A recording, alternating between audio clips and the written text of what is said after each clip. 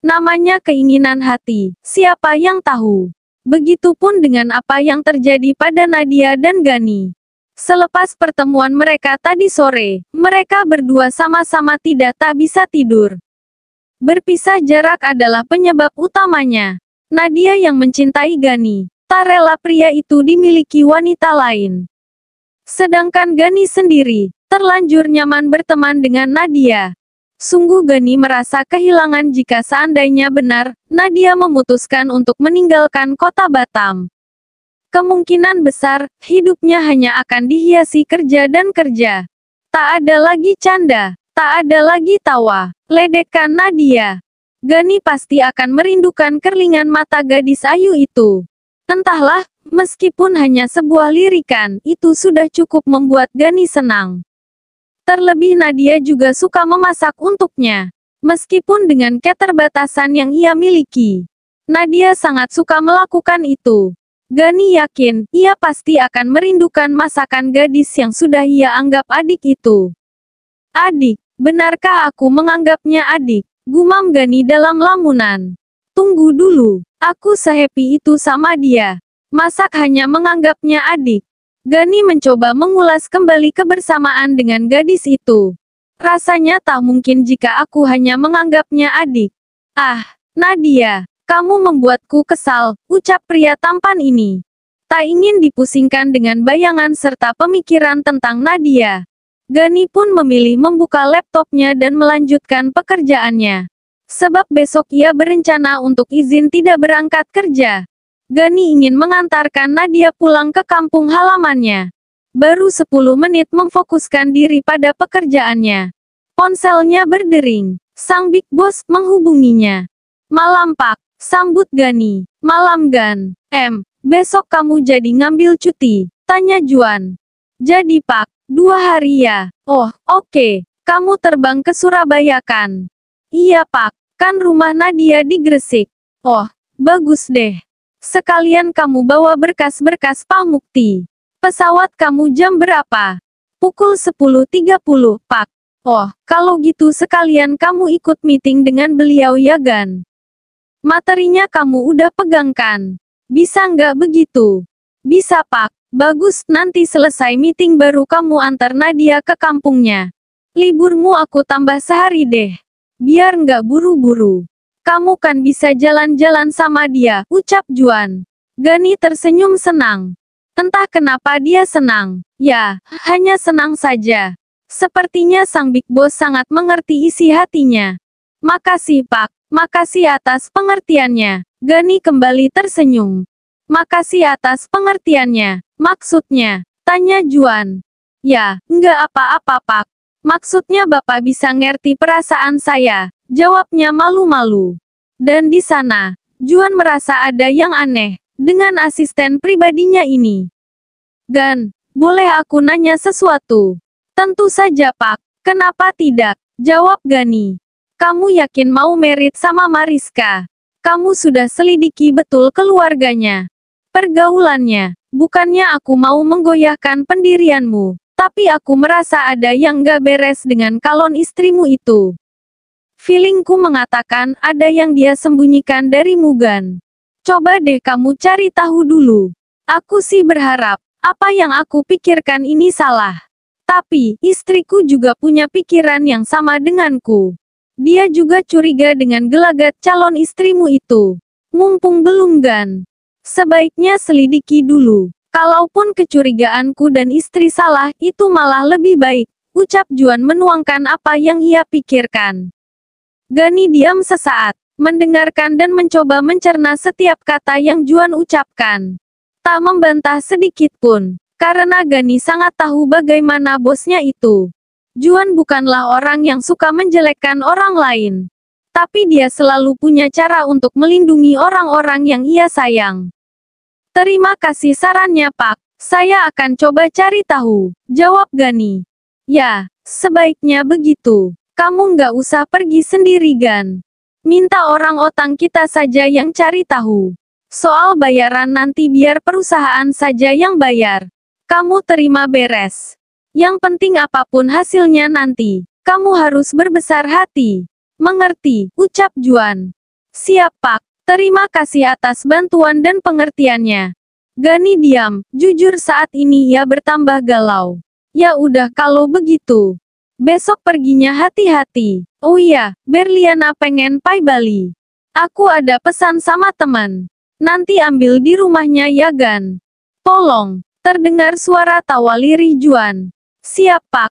Apapun untuk Tuan Putri, selagi bisa pasti akan saya lakukan, jawab Gani. Pria tampan ini pun ikut tertawa. Oke, nanti kalau ada apa-apa langsung kabari aja Gan. Kamu nginep di apartemen saja. Suruh Nadia istirahat di sana. Sebelum pulang kampung nanti, ucap Juan. Siap Pak. Laksanakan. Dasar, umpat Juan. Gani terkekeh. Begitupun Juan. Kemudian panggilan pun berakhir. Gani diam seketika. Pikirannya melayang entah kemana. Belum usai batinnya memikirkan Nadia. Kini ada masalah baru yang jauh lebih rumit. Sebab tanggal pernikahan mereka tinggal menghitung hari. Bagaimana jika kecurigaan sang Big Boss benar? Bagaimana nanti ia akan menjelaskan ini kepada kedua orang tuanya? Ia sudah menolak perjodohan dengan wanita pilihan mereka. Lalu, ketika ia dipercaya untuk memilih sendiri, malah begitu. Ya Tuhan, semoga apa yang Pak Bos pikirkan nggak benar. Kalau sampai benar, awas aja kamu, Mar. Ancam Gani geram. Di sisi lain, Nadia juga tak bisa memejamkan matanya. Nadia teringat peristiwa itu. Peristiwa di mana calon istri Gani datang ke rumahnya. Memaki dan mengancamnya, agar jangan mendekati calon suaminya. Sungguh, di samping urusan perasaannya sendiri. Perihal ini juga menjadi pertimbangan seorang Nadia. Lagian, tak mungkin baginya untuk mengadukan masalah ini pada Gani. Ia tak ingin Gani malah menegur Mariska dan kemudian mereka bertengkar hanya gara-gara dirinya. Itu bukan Nadia Baget. Nadia memilih jomblo seumur hidup dibanding harus merebut milik wanita lain. Itu adalah prinsip hidup seorang Nadia. Walaupun aku gadis desa, pantang bagiku merebut pacar orang, apalagi udah jadi calon suami orang. Gerutu Nadia kesal. Mariska dan istri mantan tunangannya tak ada beda. Mereka berdua sangat anarkis dan tak tahu ketulusannya. Itu sebabnya Nadia sangat kesal. Kesal dengan dirinya sendiri. Mengapa selalu jadi yang kedua di antara sebuah hubungan? Sudahlah, bukan jodoh Nat. Sebaiknya tidur, besok kita mau jalan jauh. Sendiri pula, nasib-nasib, ucapnya lagi. Sedetik kemudian ia tersenyum karena menurutnya, perjalanan hidup tentang percintaannya sungguh rumit. 2 kali jatuh cinta, 2 kali pula dia dilempar manja. Nadia berusaha mengerti itu, memahami keadaan itu. Meskipun jujur, ini sangat sulit baginya. Terlebih cinta keduanya ini, dihempas bahkan sebelum memulai. Alunan musik remix mengiringi goyangan pemudi-pemudi yang sedang asik berpesta. Pesta ala-ala pemuda kaya tentunya. Mariska sebagai pemilik pesta tak mau kalah tentunya. Mariska pun turun ke lantai dansa dan ikut bergabung bersama teman-temannya. Ia terlihat sangat bahagia, karena sebentar lagi ia akan menikah dengan pria tampan incarannya. Hai, Ger, sapa seorang pria berkulit kuning langsat itu, semabri mencolek pantat Mariska. Merasa tidak dihargai, Mariska pun kesal.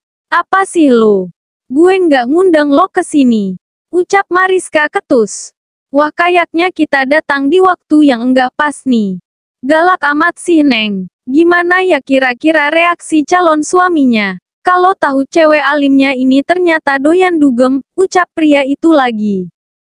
Calon suami gue udah tahu kale, lu nggak usah capek-capek buat kasih tahu doi, paham? Mariska menatap tajam pria itu. Oh iya, apakah dia juga tahu? Kalau sebenarnya pacar alimnya ini udah lama nggak kuliah. Berbohong masih tinggal di negeri jiran. Padahal, astaga. Dia seneng-seneng di Jakarta. Malah ngabisin duit yang dia kirim buat party begini. Ledek pria itu lagi. Diam lu, brengsek. Mariska mulai tak bisa mengendalikan amarahnya. Diam lu bilang. Denger ya, gara-gara pengaruh lu adek gue jadi ikutan rusak dan gue nggak terima. Gue kerja mati-matian buat bikin dia jadi pinter, buat dia sekolah yang benar.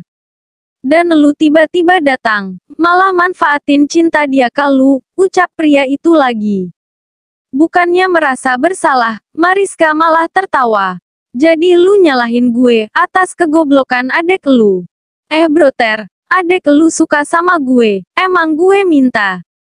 Enggak, lagian dia suka jajanin gue. Gue juga enggak minta. Gila aja lu kalau bilang gue yang salah, ucap Mariska berusaha membela diri.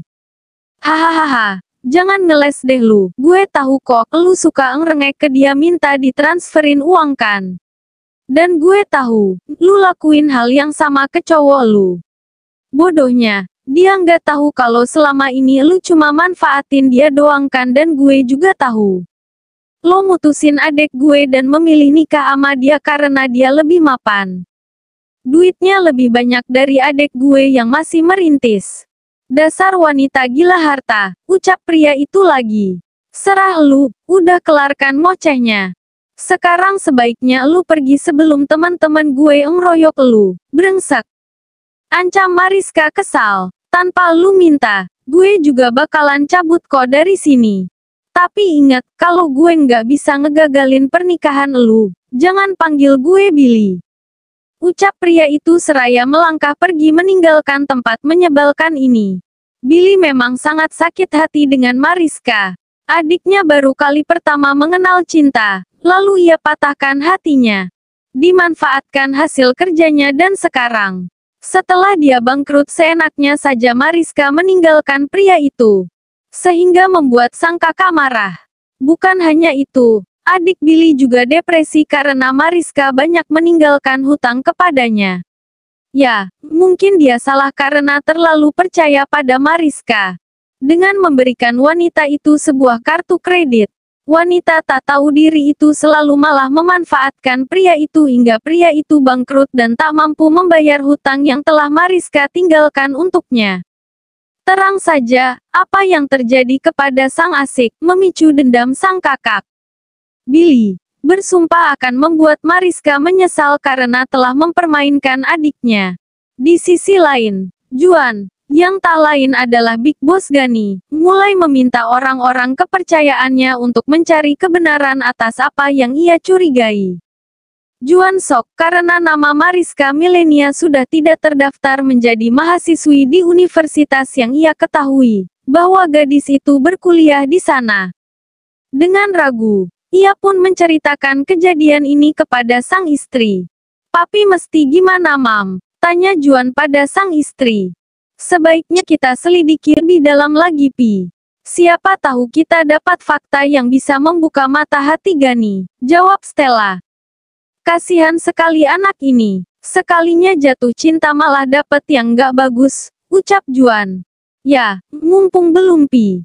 Sebaiknya papi terbukalah sama dia. Kasihan juga kalau selama ini cuma dibohongin. Pi, papi pernah bilang kan, kalau sebenarnya yang biayain nih cewek kuliah lagi si Gani. Tanya Stella. Iya, mam. Sejak ayah nih cewek meninggal, Gani yang kirim biaya kuliah plus biaya hidup untuk nih cewek. Tapi kalau kenyataannya dia udah nggak kuliah, berarti uang itu dipakai apa ya mam? Tanya Juan curiga. Lah makanya, itu tugas kita buat cari tahu.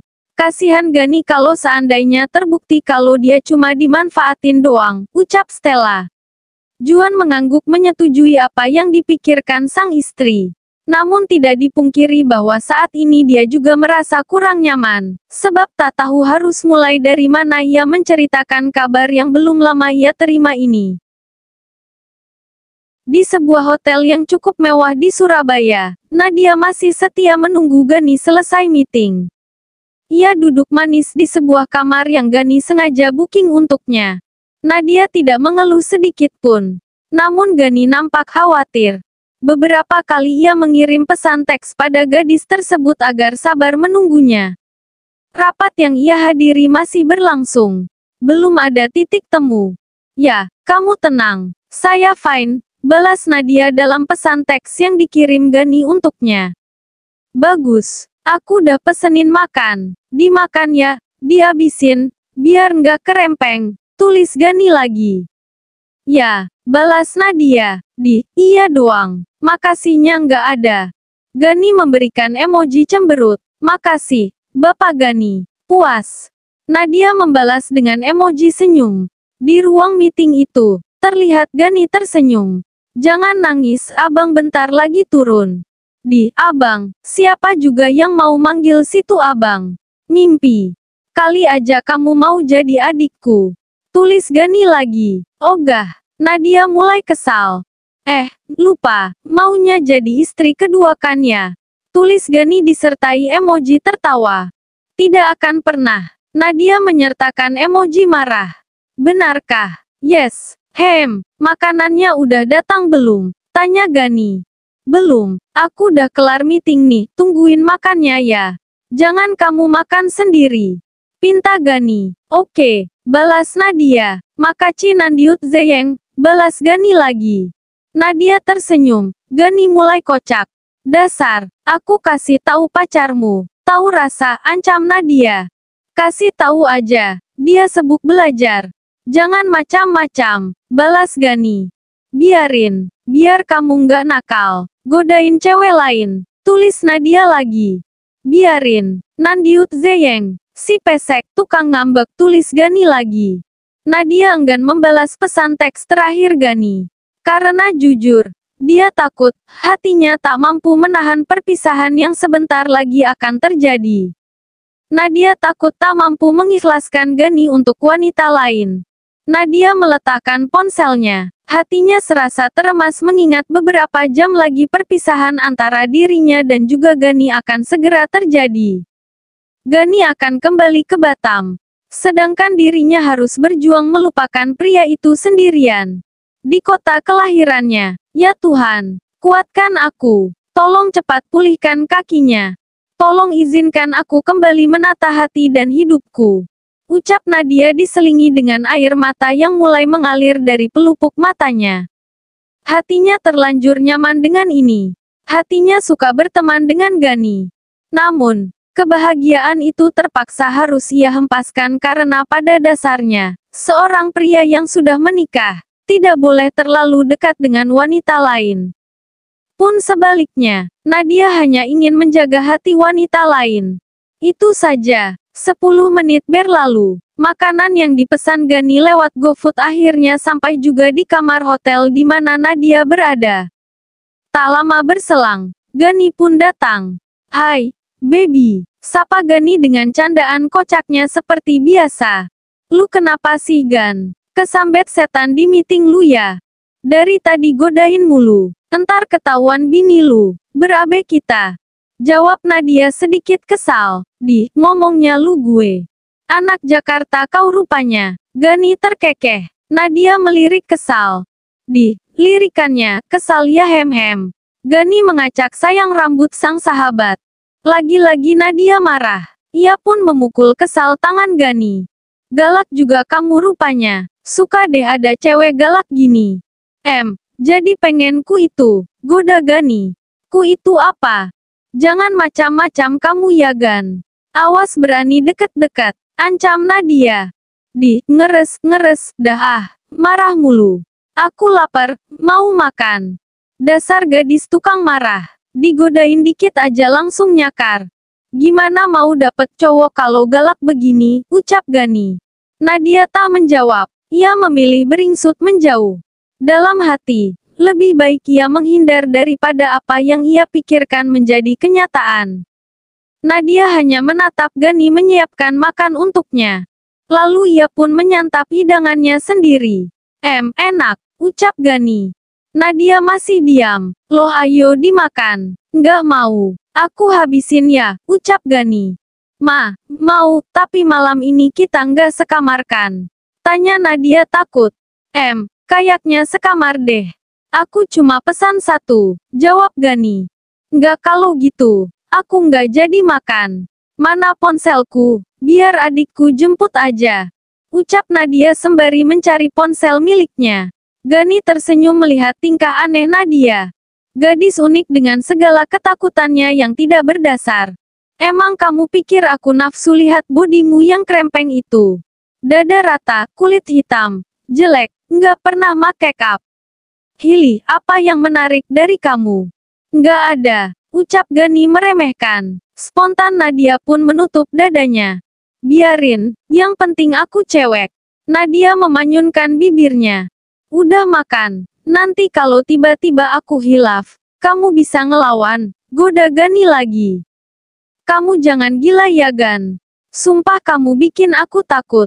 Gani terkekeh. Lalu ia pun kembali berucap. Iya, aku jaga diri. Udah makan. Orang cuma bercanda doang sih. Gani kembali memasukkan sesendok makanan ke mulutnya. Sedangkan Nadia mulai berani mengambil kotak makanan yang memang Gani sediakan untuknya. Tak ada perbincangan lagi. Mereka makan dengan hikmat. Sesekali Nadia menawari Gani lauk miliknya. Gani pun demikian. Ia juga memberikan lauknya pada Nadia. Mereka terlihat seperti kakak adik yang saling menyayangi. Di menit berikutnya, acara makan pun selesai. Nadia merapikan bekas makan mereka. Sedangkan Gani menuangkan air untuk mereka berdua. Di tengah-tengah aktivitas mereka bersantai, ponsel Gani berdering. Namun hanya sekali. Gani pun mengambil ponsel itu dan mengeceknya. Sebuah panggilan telepon dari seseorang yang ia tugasi untuk mencari tahu aktivitas Mariska, yang tak lain adalah calon istri Gani. Orang kepercayaan tersebut mengirimkan sebuah video yang sukses membuat Gani tercengang. Gani menonton video itu dengan ekspresi yang sukar diartikan. Matanya menatap nanar pada ponsel yang ada dalam genggamannya. Jari-jarinya meremas menahan amarah. Gani emosi, ia pun membanting ponsel miliknya. Membuat Nadia terkejut.